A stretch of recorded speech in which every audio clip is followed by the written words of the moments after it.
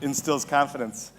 So I have a very short amount of time and I have to pee, which I think they push in the same direction for us. So as was mentioned, is there sound?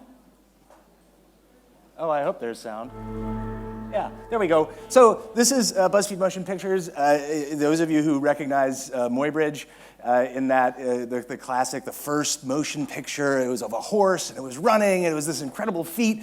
So we reimagined it with a corgi because sort of what Muybridge started was really the beginning of the animated GIF, right? Not the film. I mean, and so motion pictures for us means everything from the smallest sub-media to these grand expressions, these amazing things.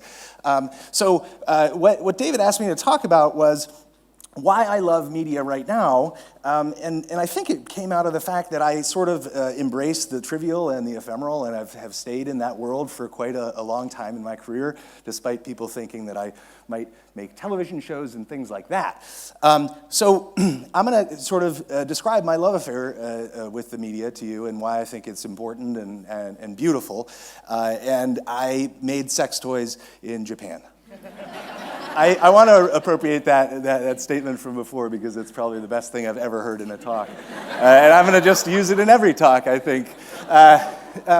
So this is the question when we started I was lucky enough to be able to start a studio, and this was the question that it started, and is why does some media share better than others, right? We have all these notions of aesthetics in video and the moving image, and all of a sudden, the network erupts, and it's this amazing, complex, system, and the things that we thought were the best of class don't move organically through the system, right? Ingmar Bergman has no chance in hell of getting a viral hit on YouTube, right?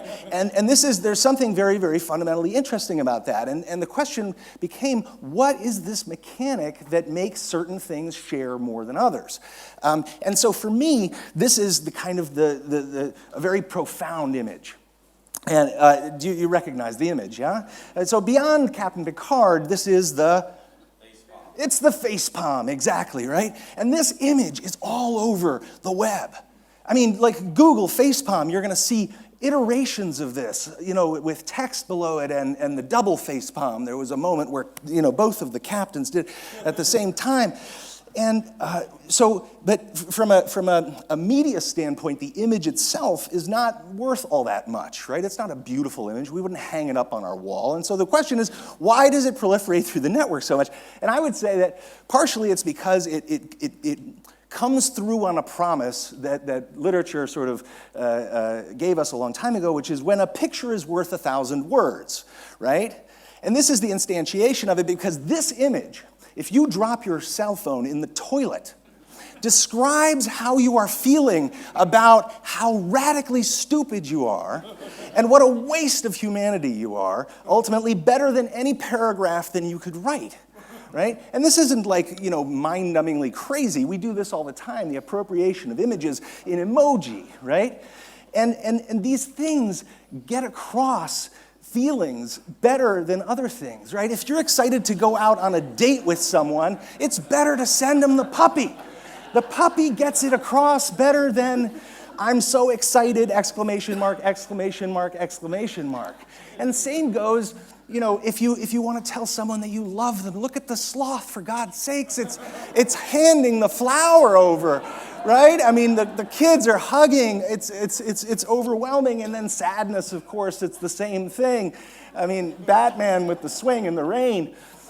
And so it started me thinking about this difference between consumable video and shareable video. And basically the bigger way of thinking about it is that maybe we use media in different ways. Maybe there's different usages of media. I think that generally when we think about media, we tend to think of the goal being consumption, right? And we're really good at this, right? We make consumption-based media where you sit there and you consume the media and it's like absolutely amazing and you're sitting, some of you who are having trouble sitting here watching me right now could easily sit for 2 3 hours if it's a Hobbit movie, but a long time in a dark room, and you sit there and you're, all of a sudden you're like filled and you've given yourself over and you start to cry and the whole thing, and then you walk out of the theater with the person that you came with and you hit the blinding light of the outside world and you don't know where the fuck you are, and you're like half back in the Andes and you're like, oh shit, I really got to get my life together, and you and the person that you came with, you shuffle together through that sort of like weird transitional state, and then one of you says like, what do you think of it? And you say, yeah, it's pretty good. I really liked it. Like, that's a big disconnect in terms of the experiential value of the product and the way that we talk about it, right? That's a huge, huge difference. And I think that starts to speak to something. So the question would be, what about shareable video? Shareable video, I would argue, has always been around. The history of poetry was not to read poetry in leather-bound books. It was to memorize poems to help you get laid, right? This is what Molière was talking about. This is the appropriation of language because media can speak better than you can. So the notion that we use media in different ways depending on the context leads you to this notion that maybe there is a different kind of content or different kind of content boundaries that would describe content that you could use as a proxy for conversation, right? So what we did when we started this process was we started to look at the share statements that people use to justify their action of sharing. And you guys do it, right? I mean, this is a moment to like look inward. You share media, so I'm wondering, what do you write when you share media? And what we did was we looked at a lot of those statements and started to kind of categorize them in loose ways. I don't know if I'm right, by the way, but this was enough to start a studio with, as is often the case with companies. So one category is identity. When you use media to express a part of your identity better than you can actually say it, right? So that is like, this is totally me, right? And then the other is the reverse of that, like, hey, you like dachshunds. This has a dachshund in it. Right? I'm thinking about you and I understand your identity. The second might be emotional gifting, where with reliability you want to transfer an emotional state. And you'll notice that there's triviality and simplicity are actually values in this, because yeah, I could share the movie Gravity with you and say, this will inspire you, but actually the rate of transfer is questionable, right? It might scare the shit out of you, right? But it might inspire you too. So simplicity becomes a value in this emotional gifting. And then social information. Social information, generally, when we think about information, we think about novelty as the value. With social information, it's actually the repetition. Share statements are like, hey, we were just talking about this the other day, right? Not new information in the system, it's actually bringing it back up in social contexts. So what we did is we had a set of assumptions and we started making videos. Over the last 2 years, we've made 2,000 videos. We're closing in on 500 million views a month. And they all come out of these different lines of inquiry where we make assumptions about social value of content and then we make them. So in identity, why it's hard out there to be a lefty, why you shouldn't mess with redheads, how to piss off New Yorkers. So these are all different facets of identity: sexual identity, genetic identity, location-based, all these different things. How many of you are left-handed? Okay, statistically you're a little low. 10% of the population is left-handed. I'm going to show you how we would treat that subject.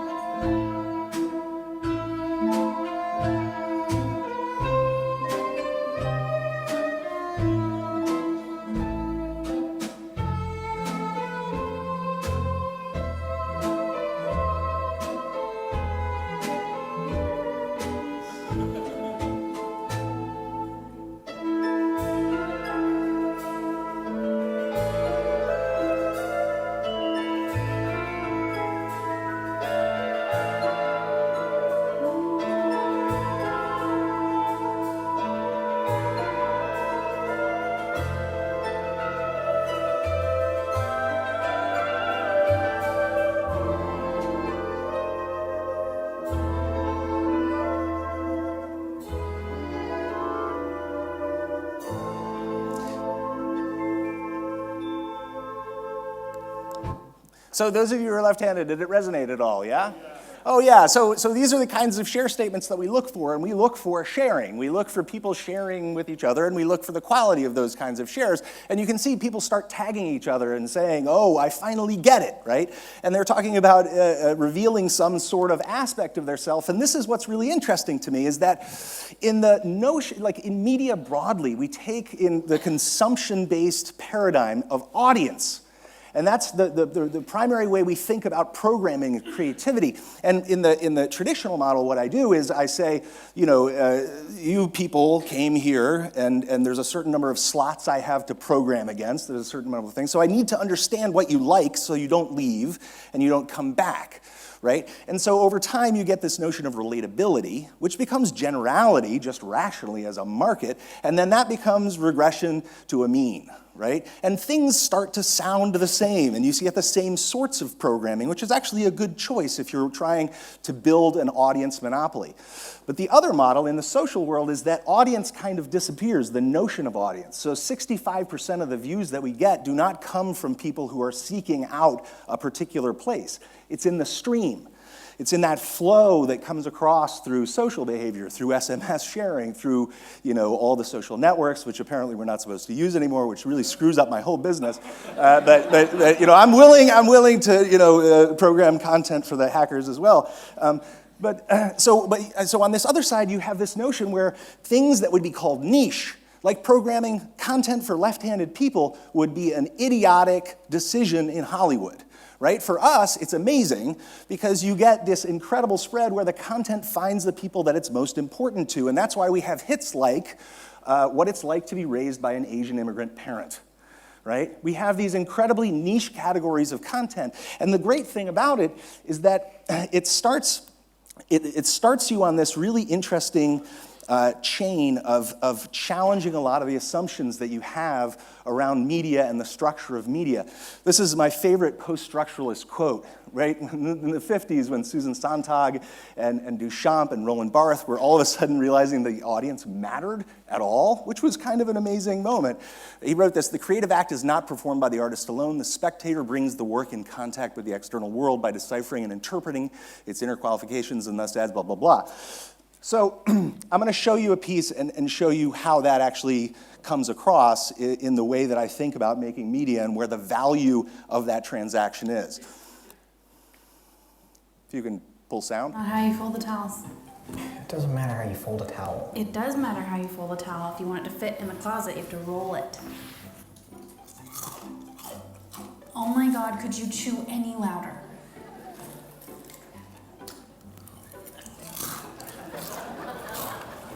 This goes on here. It takes 2 seconds. Well, then the next person who comes in will do it.